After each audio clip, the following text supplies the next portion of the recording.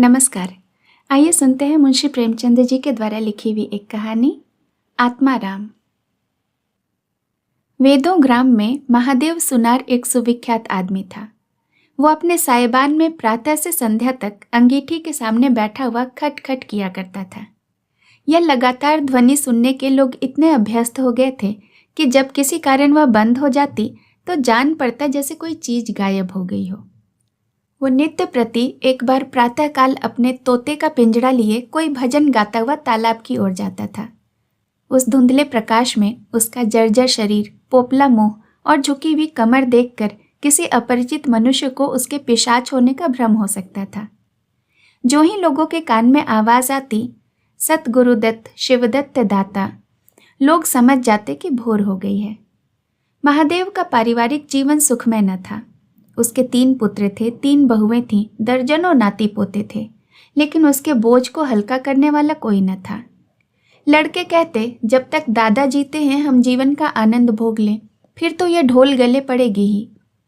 बेचारे महादेव को कभी कभी निराहार ही रहना पड़ता।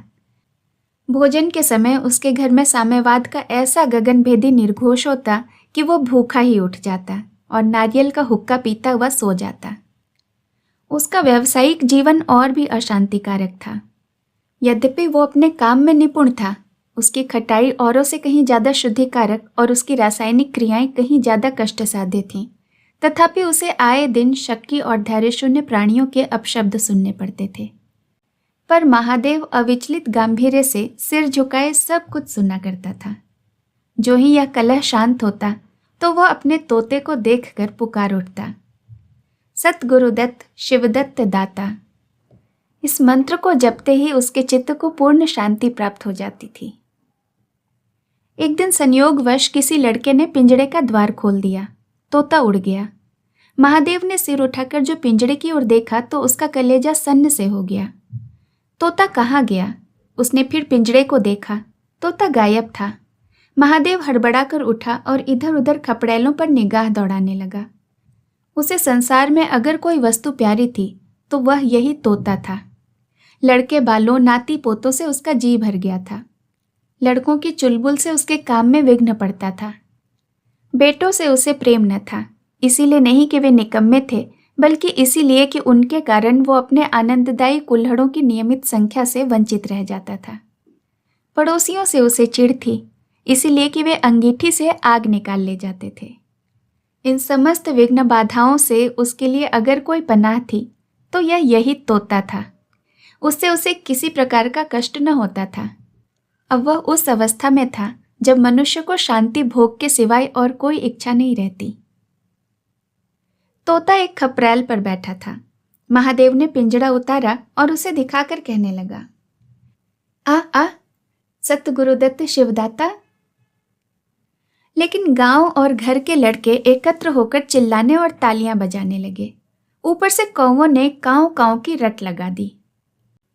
तोता उड़ा और गांव के बाहर निकलकर एक पेड़ पर जा बैठा। महादेव खाली पिंजड़ा लिए उसके पीछे दौड़ा सो दौड़ा। लोगों को उसकी द्रुतगामिता पर अचंभा हो रहा था।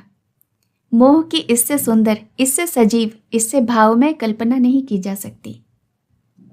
दोपहर हो गई थी। किसान लोग खेतों से चले आ रहे थे।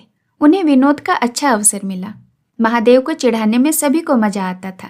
किसी ने कंकड़ फेंके, किसी ने तालियां बजाईं। तोता फिर उड़ा और वहां से दूर आम के बाग के पेड़ के एक फुनगी पर जा बैठा।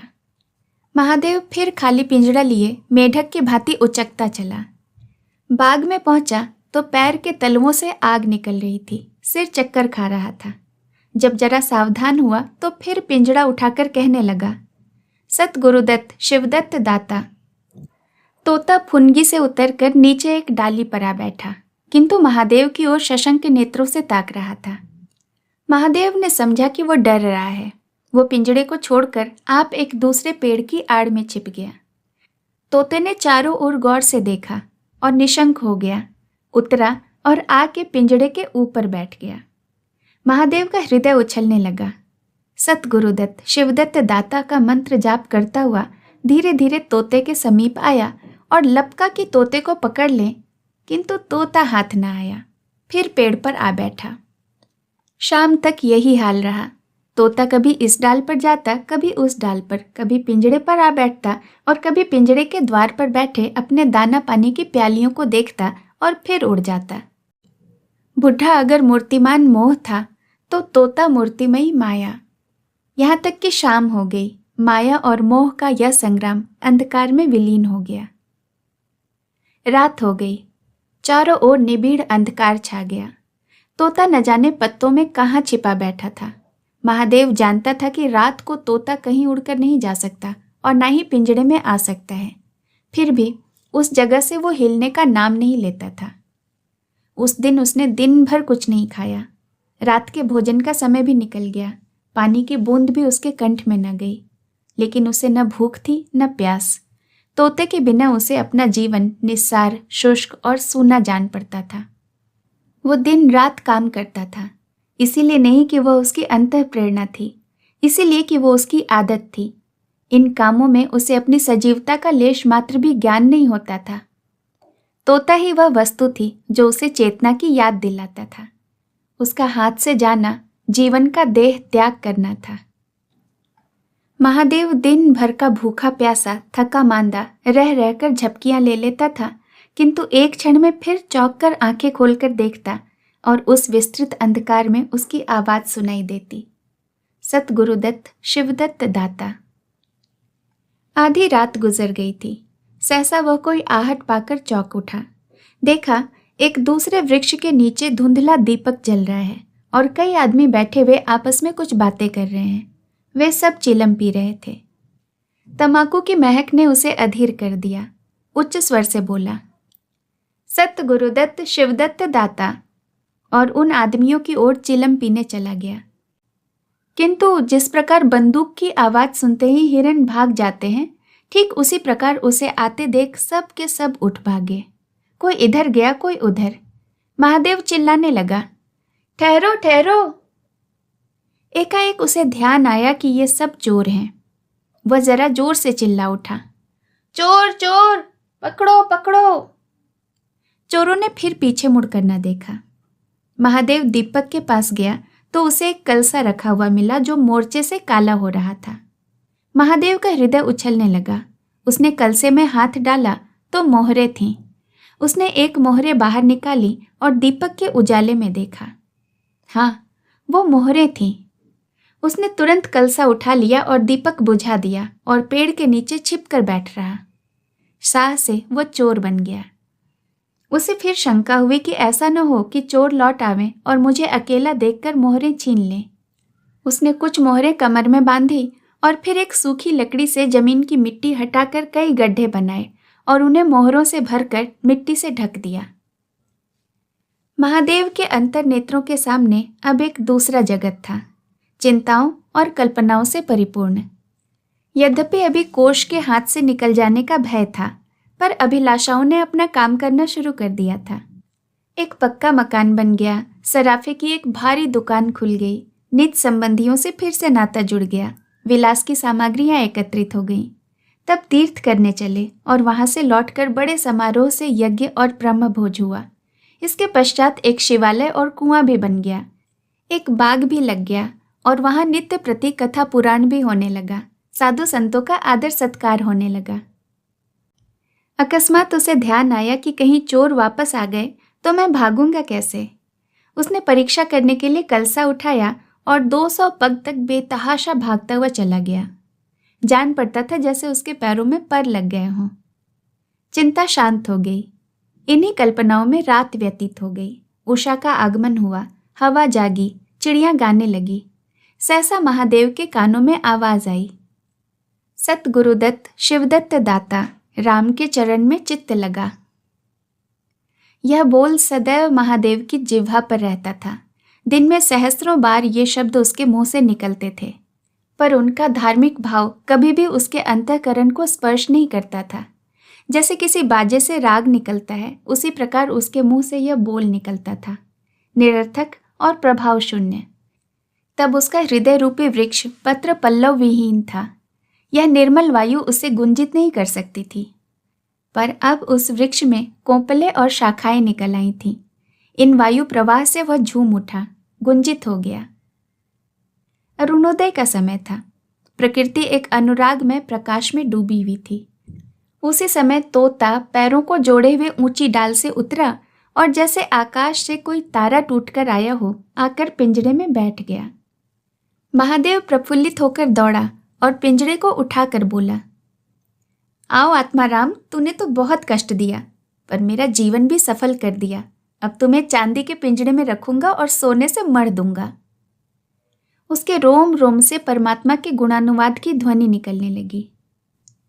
प्रभु तुम कितने दयावान हो, यह तो तुम्हारा असीम वात्सल्य है, नहीं तो मुझ जैसा पापी पतित प्राणी कब से इस कृपा के योग्य था। इन पवित्र भावों से आत्मा वेवल हो गई। वह अनुरक्त होकर बोल उठा, सत गुरुदत्त शिवदत्त दाता राम के चरण में चित्त लगा। उसने एक हाथ में पिंजरा लटकाया और बगल में कलसा दबाया और घर चला। महादेव जब घर पहुंचा तो अभी कुछ अंधेरा था। रास्ते में एक कुत्ते की सिवाय और किसी से भेंट नहीं हुई और कुत्ते को मोहरों में कोई विशेष प्रेम नहीं होता। उसने कलसे को एक नाद में छिपा दिया और कोयले से अच्छी तरह ढककर अपनी कोठरी में रखाया। जब दिन निकला तो वो सीधे पुरोहित के घर जा पहुंचा। पुरोहित पूजा पर बैठे सोच रहे थे, कल ही मुकदमे की पेशी है और आज एक कौड़ी भी हाथ में नहीं। जजमानों में से कोई सांस भी नहीं लेता। इतने में महादेव ने पालागन की। पंडित जी ने मुंह फेर लिया। यह अमंगल मूर्ति कहाँ से आ पहुंची? पता नहीं एक दाना भी मयस्सर होगा या नहीं। रुष्ट होकर पूछा, क्या है जी, क्या कहते हो? जानते नहीं इस समय हम पूजा कर रहे होते हैं? महादेव ने कहा, महाराज आज मेरे घर सत्यनारायण की कथा है। पुरोहित जी विस्मित रह गए। कानों पर विश्वास नहीं हुआ। महादेव के घर कथा होना उतनी ही असाधारण घटना थी जितनी अपने घर से किसी भिखारी के लिए भीख निकालना। पूछा, आज क्या है? महादेव बोला, कुछ नहीं, ऐसे ही इच्छा हुई कि आज भगवान की कथा सुनूं। प्रभात से ही तैयारियां होने लगी। वेदों के निकटवर्ती गांवों में सुपारी फिरी। कथा के उपरांत भोज का भी न्योता था। जो सुनता आश्चर्य करता कि आज रेत में दूब कैसे जमी। संध्या समय जब सब लोग जमा हो और पंडित जी अपने सिंहासन पर विराजमान हुए तो महादेव खड़ा होकर उच्च स्वर में बोला, भाइयों, मेरी सारी उम्र छल कपट में गई। मैंने जाने कितने आदमियों को दगा दिया, कितने खरे को खोटा किया, पर अब भगवान ने मुझ पर दया की है। वह मेरे मुंह से कालिक को मिटाना चाहते हैं। मैं आप सब भाइयों से ललकार कर कहता हूँ कि जिसका मेरे जिम्मे जो कुछ निकलता है, जिसकी जमा मैंने मार ली हो, जिसके चोखे माल को मैंने खोटा कर दिया हो, वो आकर अपनी एक एक कौड़ी चुका ले। अगर यहाँ कोई नहीं आ सका हो तो आप लोग उसे जाकर कह दीजिए कि कल से 1 महीने तक जब जी चाहे आए और अपना हिसाब चुकता कर लें। गवाही साखी का कोई काम नहीं। सब लोग सन्नाटे में आ गए। कोई मार्मिक भाव से सिर हिलाकर बोला, हम कहते न थे। किसी ने अविश्वास से बोला, क्या खाकर भरेगा, कुल हजारों का हो जाएगा। एक ठाकुर ने ठठेली की, और जो लोग सुरधाम चले गए उसका क्या? महादेव ने उत्तर दिया, उसके घर वाले तो होंगे। किंतु इस समय लोगों को वसूली की इतनी इच्छा नहीं थी जितनी यह जानने की कि इसे इतना धन मिला कहाँ से। किसी को महादेव के पास आने का साहस न हुआ। देहात के आदमी थे, गड़े मुर्दे उखाड़ना क्या जाने। फिर प्रायः लोगों को यह याद भी नहीं था कि उन्हें महादेव से पाना क्या है, और ऐसे पवित्र अवसर पर भूल चूक हो जाने का भय उनका मुंह बंद किए हुए था। सबसे बड़ी बात यह थी कि महादेव की साधुता ने उन्हें वशीभूत कर लिया था। अचानक पुरोहित जी बोल उठे, तुम्हें याद है मैंने एक कंठा बनाने के लिए सोना दिया था, तुमने कई माशे तौल में उड़ा दिए थे। महादेव, हाँ याद है, आपका कितना नुकसान हुआ होगा? पुरोहित, 50 रुपए से कम न हुआ होगा। महादेव ने कमर से 2 मोहरें निकाली और पुरोहित जी के सामने रख दी। पुरोहित जी की लोलुपता पर टीकाएं होने लगी। ये तो बेईमानी है, बहुत हो तो 2-4 रुपए का नुकसान हुआ होगा, बेचारे से 50 रुपए ऐंठ लिए। नारायण का भी डर नहीं, बनने को पंडित पर नियत ऐसी खराब की राम राम। लोगों को महादेव पर एक श्रद्धा सी हो गई। 1 घंटा बीत गया, पर उन सहस्रों मनुष्यों में से एक भी जब खड़ा न हुआ, तब महादेव ने फिर कहा, मालूम होता है आप लोग अपना अपना हिसाब किताब भूल गए हैं, इसलिए आज कथा होने दीजिए। मैं 1 महीने तक आपकी राह देखूंगा। इसके पीछे मैं तीर्थ यात्रा को चला जाऊंगा। आप सब भाइयों से मेरी यही विनती है कि आप मेरा उद्धार करें। 1 महीने तक लगातार महादेव लेनदारों की राह देखता रहा। रात को चोरों के भय से नींद नहीं आती थी। अब वह कोई काम नहीं करता। शराब का चस्का भी छूट गया। साधु अभ्यागत जो द्वार पर आते, उनका यथा योग्य सत्कार करता। दूर दूर उसका सुयश फैल गया। यहाँ तक कि 1 महीना पूरा हो गया और एक आदमी भी हिसाब लेने नहीं आया।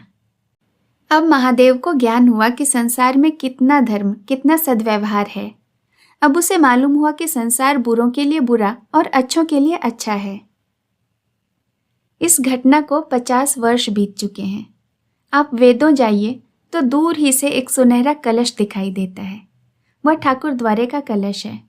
उससे मिला हुआ एक पक्का तालाब है जिसमें खूब कमल खिले रहते हैं। उसकी मछलियां कोई नहीं पकड़ता। तालाब के किनारे एक विशाल समाधि है। यही आत्मा राम का स्मृति चिन्ह है। उसके संबंध में विभिन्न किंवदंतियां प्रचलित हैं। कोई कहता है वह रत्न जड़ित पिंजड़ा स्वर्ग को चला गया। कोई कहता है वह सत गुरुदत्त कहता हुआ अंतर ध्यान हो गया। पर यथार्थ यह है कि उस पक्षी रूपी चंद्र को किसी बिल्ली रूपी राहु ने ग्रास कर लिया। लोग कहते हैं आधी रात को अभी भी उस तालाब के किनारे से आवाज आती है, सत्य गुरुदत्त शिवदत्त दाता राम के चरण में चित्त लगा। महादेव के विषय में भी कितनी ही जनश्रुतियां हैं। उसमें सबसे मान्य यह है कि आत्मा राम के समाधिस्थ होने के बाद वह कई सन्यासियों के साथ हिमालय चला गया और वहां से लौट कर न आया। उसका नाम आत्मा राम प्रसिद्ध हो गया। दोस्तों, ऐसी और भी कहानियां सुनने के लिए आप मेरे चैनल को ज़रूर सब्सक्राइब करें और इसके साथ लगे बेल आइकन को भी प्रेस करें। इससे होगा ये कि मेरे द्वारा अपलोड की गई कहानियों का नोटिफिकेशन आपको मिलता रहेगा। इस कहानी को सुनने के लिए आपका बहुत बहुत धन्यवाद। जल्द मिलूंगी दूसरी कहानी के साथ। नमस्कार।